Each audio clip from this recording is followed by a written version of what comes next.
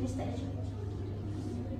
nak seberang satu bernama Duduk bertamu rumah saudara. kalau bertutur dengan sempurna, Namun tersusun santun terjaga.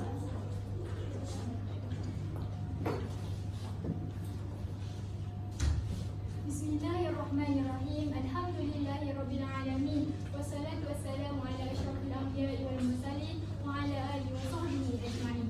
Assalamualaikum warahmatullahi wabarakatuh. Salam sejahtera, salam perpaduan dan salam Malaysia Madani. Ahli panel dan sidang hadirin yang dirahmati Allah.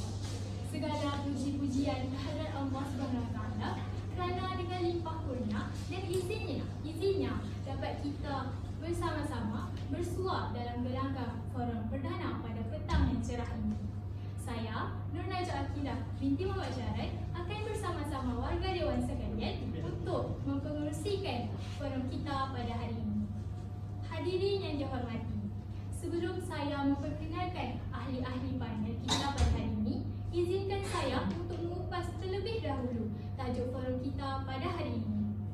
Topik kita pada hari ini ialah kerancuan bahasa yang berlaku dalam masyarakat kini, di mana silapnya. Sebelum kita mengenali apa itu kerancuan bahasa, kita mestilah mengenali terlebih dahulu maksud sebenar bahasa itu sendiri. Menurut Kamus Dewan 2017, bahasa merupakan kata-kata yang disusun menurut tata bahasa dan digunakan oleh seseorang dalam percakapan ataupun tulisan.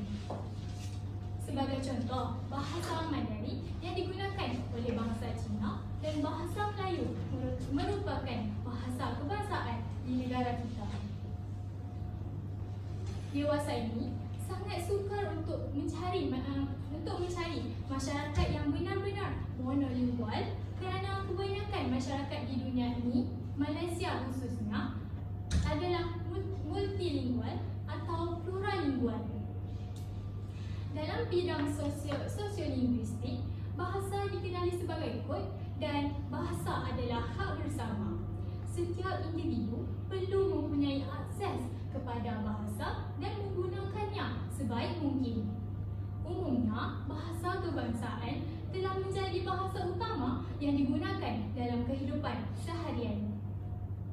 Apabila bahasa dijadikan sebagai keutamaan dalam kehidupan, pastinya bahasa tersebut akan menjadi kebiasaan dalam kalangan masyarakat Melayu. Akan tetapi, kita dapat melihat zaman sekarang keaslian bahasa Melayu ini sendiri semakin tergugat kerana dengan adanya pelbagai cabaran atau masalah yang perlu dihadapi, terutamanya isu kerancuan bahasa ini sendiri. Baiklah sidang hadirin, sebelum kita menelusuri lebih mendalam topik perbincangan ini, boleh kiranya kita berkenalan dengan ahli-ahli panel kita pada hari ini. Bersama saya, dua orang ahli panel yang tidak asing lagi. Di sebelah kanan saya, cukup berkaliber orangnya, Saudari Fatin Azila binti Muhammad Suhaimi selaku ahli panel yang pertama. Selamat datang saudari, apa khabar? Alhamdulillah, kabar baik saudari moderator. Dan di sebelah kiri saya, nampak pemalu tetapi bijak berkata-kata, Saudari Nurmiza Ami binti Muhammad Kasimi selaku ahli panel yang kedua. Selamat datang saudari, apa khabar? Alhamdulillah, khabar baik. Terima kasih kepada saudari kerana menjemput saya kemari. Saudari sihat? Alhamdulillah, sihat. Usai salam perkenalan dengan semua ahli panel, kembali kita pada topik forum kita, iaitu kerancuan bahasa yang berlaku dalam masyarakat kini, di mana silapnya. Sidang hadirin yang dihormati, sebelum saya menyimpang lebih jauh, eloklah kiranya kita menelusuri apakah sebenarnya yang dimaksudkan dengan kerancuan bahasa. Saya yakin terdapat segelintir pendengar tidak tahu maksud, bahkan tidak pernah dengar perkataan kerancuan bahasa itu sendiri. Bagi menjawab persoalan ini, izinkan saya mengajukan soalan ini kepada saudari Fatin. Terima kasih saudari moderator. Assalamualaikum warahmatullahi wabarakatuh. Salam ukhuwah, salam pembuka bicara. Hadirin, benar apa yang diperkatakan oleh saudari moderator sebentar tadi. Tidak semua yang memahami erti kerancuan bahasa ini Malah, sebahagian besar masyarakat mengabaikan isu ini tanpa sedar ia membawa kepada kebinasaan dalam bahasa kita. Baiklah, berbalik kepada diskusi forum kita pada hari ini. Menerusi konteks keracuan, Kamus Dewan edisi keempat 2007 mengaitkan ia sebagai salah satu keadaan yang tidak teratur dan bercampur aduk. Dalam erti kata lain, penggunaan bahasa yang melanggar peraturan-peraturan bahasa yang telah dipersetujui sama ada pada peringkat sebutan, pilihan kata maupun susunan frasa dan ayat. Maka dapat saya klasifikasikan bahawa keracuan bahasa merujuk kepada kekacauan bahasa akibat kekeliruan oleh pengguna dan bersinonim dengan kesalahan atau kesilapan penggunaan dalam bentuk komunikasi maupun penulisan bahasa Melayu. Dengan kesempatan yang ada, suka saya kongsikan berkenaan dengan isu keracuan bahasa menerusi skop yang lebih besar. Untuk makluman hadirin, keracuan bahasa dilihat semakin giat digunakan dalam aktiviti komunikasi tidak kira secara alamiah maupun fizikal.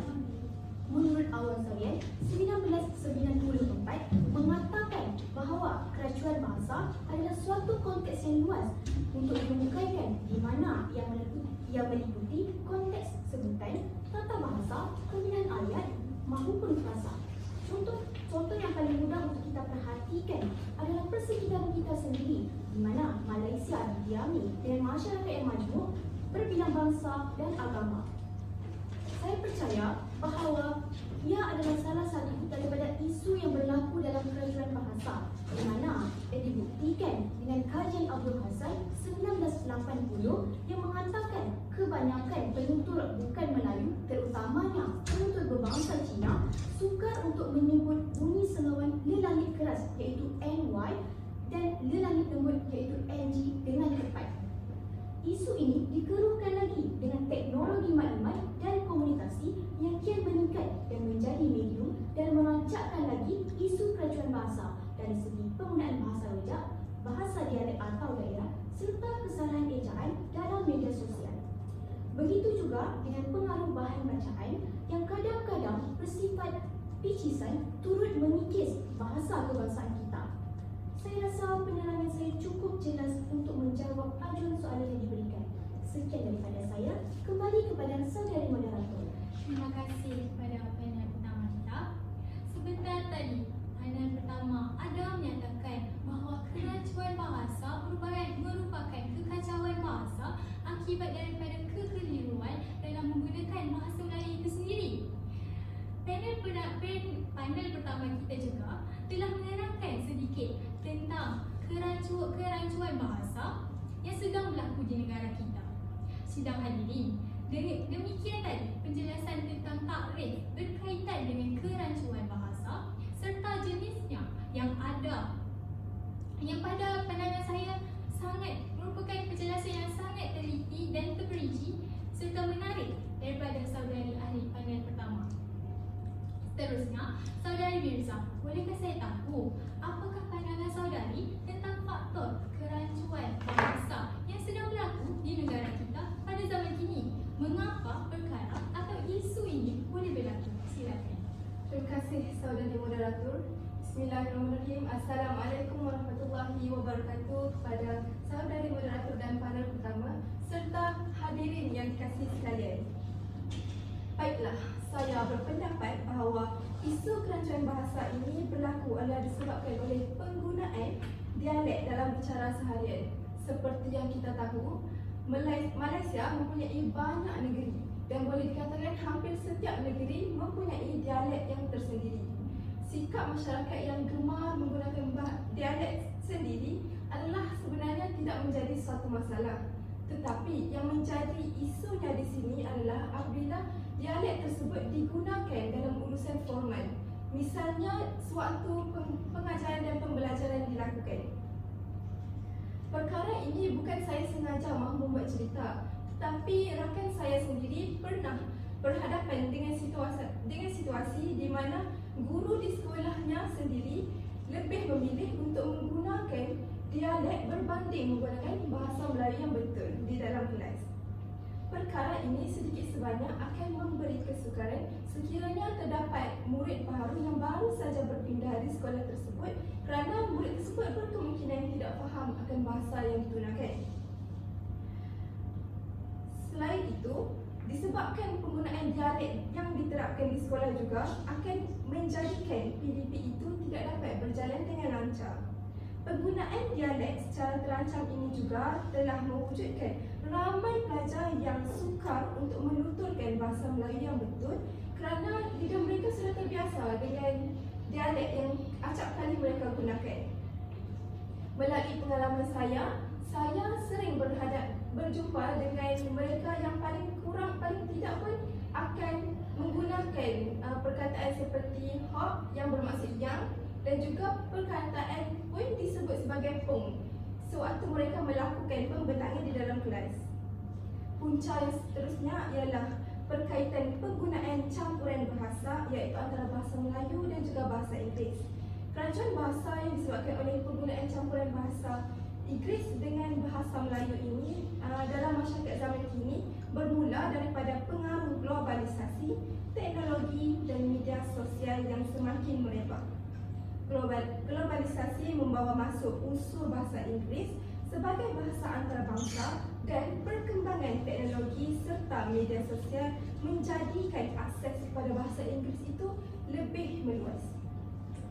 Penggunaan campuran bahasa ini juga dipengaruhi oleh kekurangan pemahaman yang mendalam terhadap bahasa asli iaitu bahasa Melayu sendiri.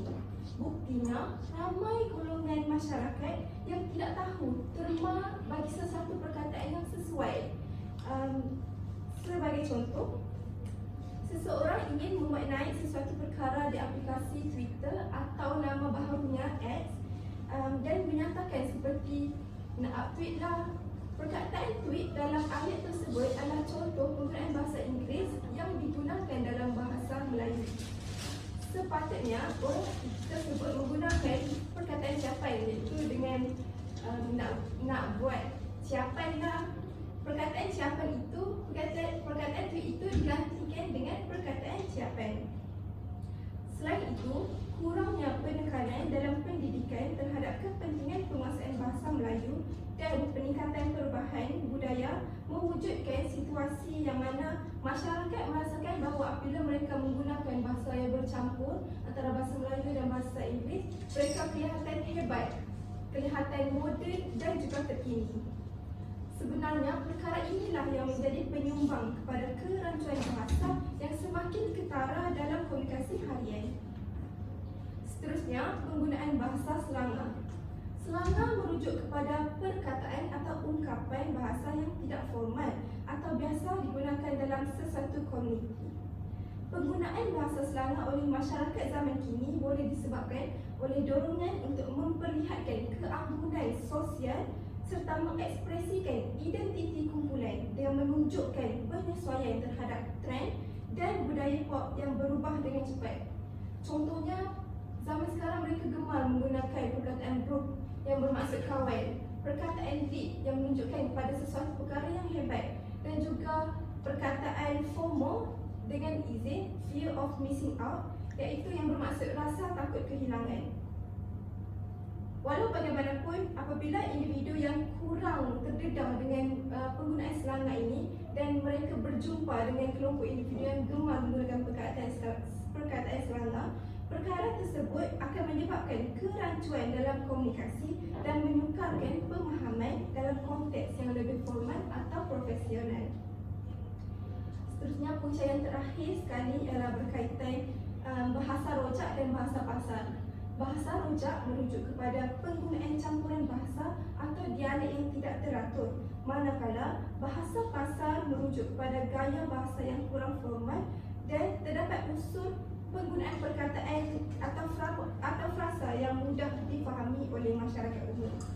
Sebenarnya, bahasa rojak dan bahasa pasar ini sudah saya nyatakan dan jelaskan sebentar saja tadi, iaitu tentang bahasa rojak, tentang pencampuran bahasa antara bahasa Melayu dan bahasa Inggeris, mungkin boleh jadi antara bahasa-bahasa lain dan juga antara bahasa dan juga dialek. Manakala bahasa pasar iaitu tentang bahasa selanga. penggunaan bahasa-bahasa ini sewajarnya disirna jauh dari diri setiap masyarakat demi mengelakkan ketirisan maklumat serta kesalahfahaman sewaktu berkomunikasi. Itu sahaja daripada saya. Kembali semula kepada saudari moderator. Terima kasih kepada panel kedua kita. Sekarang sudah terang lagi bersulung, kita dapat melihat pelbagai faktor kerancuan bahasa yang berlaku di negara kita tanpa kita sedar. Saya yakin banyak lagi punca kerancuan bahasa ini berlaku pada zaman kini. Kini kita pun sudah tahu punca mengapa isu ini boleh berlaku. Jadi semestinya akan ada kesan terhadap ataupun yang akan berlaku dalam kalangan masyarakat ataupun dari sektor bahasa itu sendiri.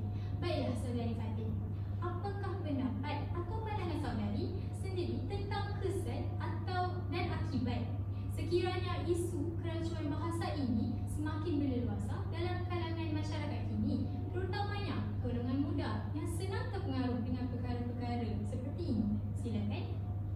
Terima kasih sekali lagi saudari moderator. Baik, sebenarnya isu ini tidak sewajarnya dibangkitkan semula. Namun, dek kerana usaha kerajaan dan masyarakat yang hanya melepaskan batuk di tangga dan bersikap sambal lewat, maka isu keracuan bahasa bukan sahaja tidak dapat dilenyapkan, malah tidak mampu untuk dibendung. Hadirin sekalian, berbalik kepada ajuan soalan. Kesan yang paling ketara kita dapat lihat menerusi isu keracuan bahasa ini adalah kemerosotan terhadap kehalusan dan keintelektualan bahasa Melayu. Seperti mana dinyatakan oleh Hashim Musa dan Halimah 2012, isu ini merosakkan kemartabatan dan kewibawaan bahasa Melayu sebagai bahasa kebangsaan, bahasa pendidikan, bahasa ilmu tinggi yang akhirnya menjatuhkan maruah dan disisihkan sedikit demi sedikit oleh pengguna bahasanya. Nyatanya jelas terlihat dibuktikan dengan penggunaan bahasa dialek yang sering digunakan oleh para pengguna bahasa yang sudah terang lagi dan bersungguh bahawa ia adalah bahasa yang berbeza dengan bahasa baku dan boleh menyebabkan kesukaran untuk memahaminya dalam konteks komunikasi. Sebagai contoh, ada kan terjungkang itu nanti yang merupakan bahasa dialek dari Negeri Sembilan. Daripada penyataan tersebut, sebahagian individu mungkin memahami maksud yang ingin disampaikan, namun berbeza dengan individu yang menggunakan bahasa Melayu standard di mana kemungkinan menimbulkan kesalahpahaman dalam memahami makna yang tersirat dan seterusnya mengganggu aktiviti komunikasi tersebut. Bahkan melalui ledakan media sosial, generasi kini lebih gemar menggunakan bahasa rojak dan menghasilkan istilah sendiri sehingga mengenepikan bahasa Melayu standard. Hal ini amat dibimbangi sekiranya fenomena ini menjadi salah satu amalan ataupun norma bagi masyarakat multilingual yang tanpa mereka sedar ia menjurus kepada kemusnahan bahasa ibunda. Secara tidak langsung, ia akan membawa kepada kerosakan penguasaan kosakata dalam kalangan generasi muda sehingga mereka tidak mampu untuk membezakan penggunaan bahasa rasmi yang betul dan tepat untuk situasi yang formal dan tidak formal, sekaligus menggambarkan kekeliruan jati diri pengguna tentang bahasa yang digunakan.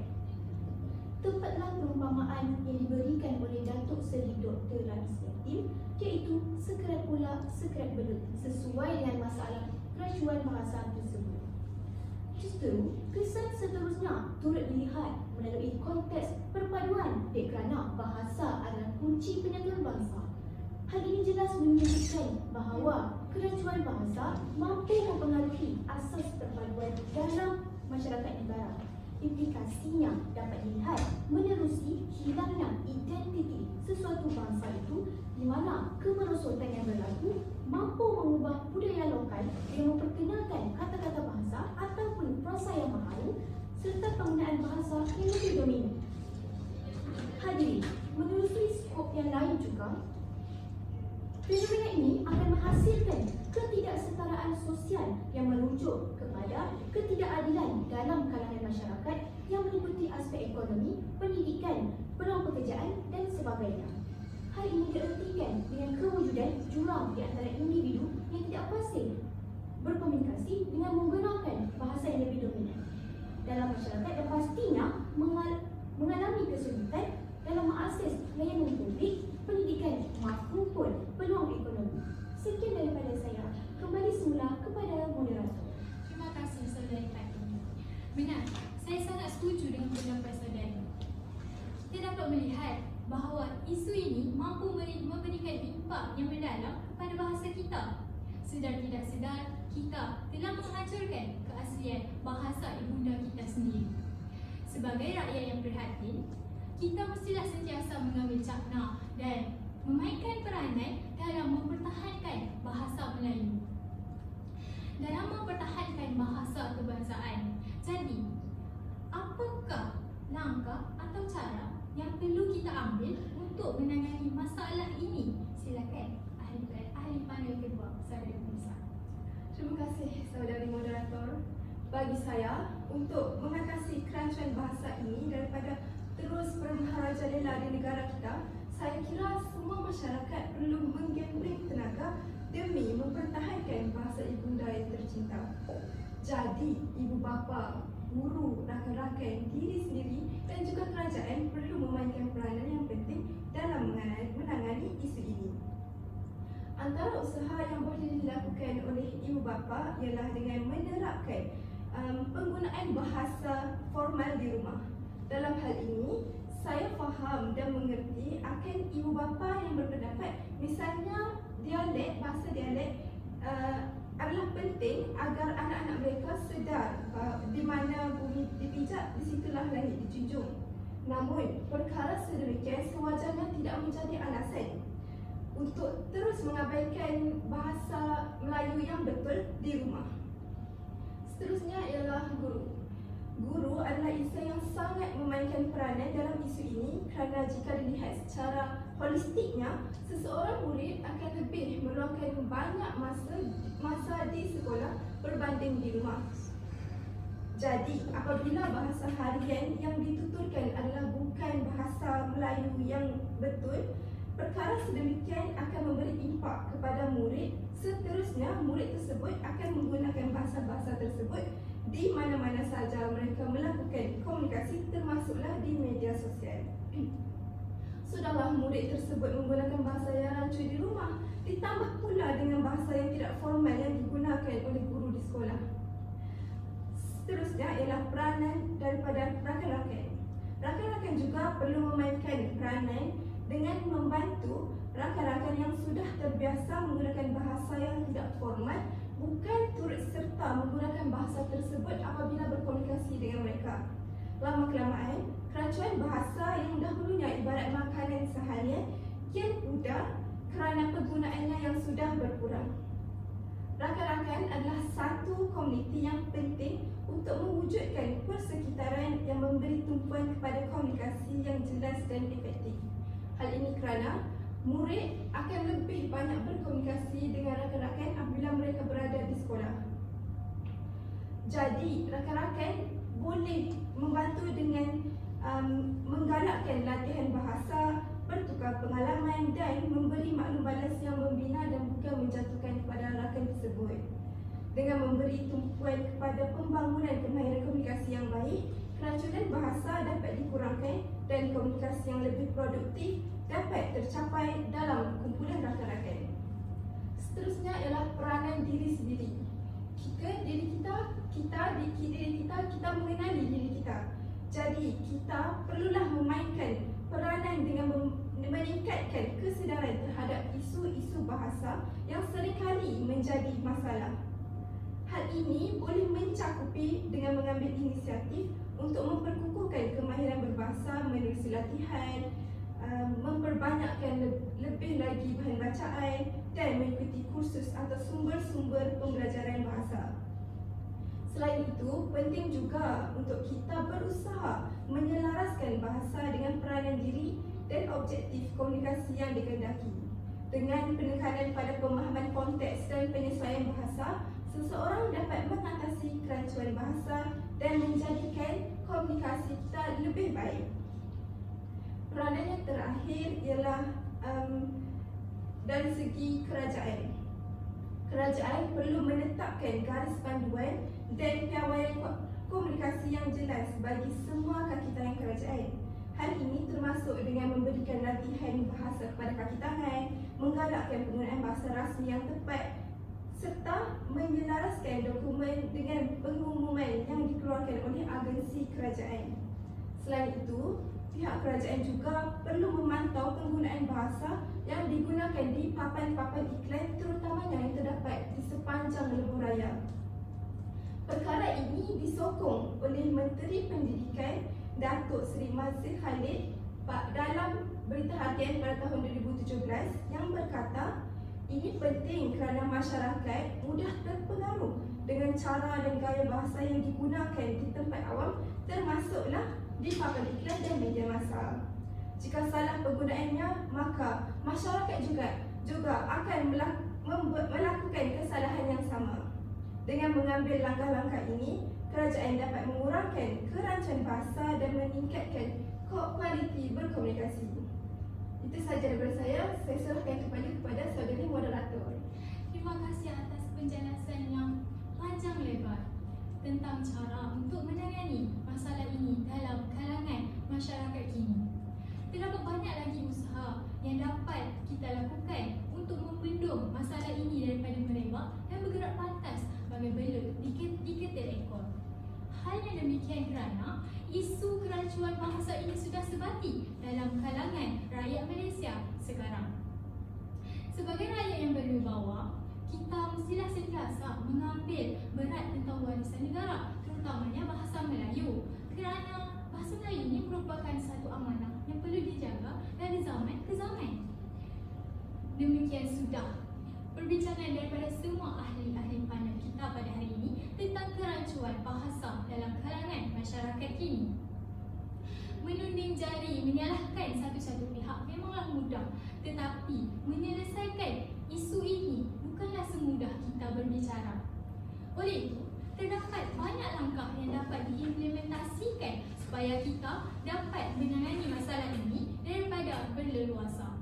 Kita tidak seharusnya mengharapkan usaha daripada pihak berautoriti sahaja, tetapi perlu berganding bahu ibarat aur dengan tebing. Hal ini kerana bahasa merupakan isu yang sangat sensitif dan penting untuk dijaga kerana bahasa melambangkan identiti bangsa. Bak kata pepatah, bahasa jiwa bangsa. Dengan berkat daya usaha yang gigih, insya-Allah kita dapat melahirkan generasi-generasi yang dapat mengangkat serta menjaga martabat dan keaslian bahasa Melayu supaya tidak ditelan zaman. Dengan bahasa juga, kita mampu meningkatkan imej negara di persada dunia agar duduk sama rendah, berdiri sama tinggi dengan negara-negara maju yang lain. Sidang hadirin yang dihormati, kalau berjalan dah sampai ke batas, kalau berkayuh dah sampai ke pulau, kalau mendaki dah sampai ke puncak, kita telah sampai kepada penghujung bicara. Entah sirih salah sarung, entah kata salah tutur, entah maksud salah sampai. Terimalah salam bersantun, salam yang minta maaf, salam yang minta ampun. Saya mewakili semua ahli panel kita hari ini mengucapkan setinggi-tinggi terima kasih kepada semua hadirin yang sudi hadir menyaksikan forum kita pada hari ini. Lantaran keterbatasan waktu, saya mohon mengakhiri bicara ini. Mohon mengundur diri. Sekian, wabillahi taufiq wal hidayah. Wassalamualaikum warahmatullahi wabarakatuh. Salam sejahtera, salam Malaysia Madani.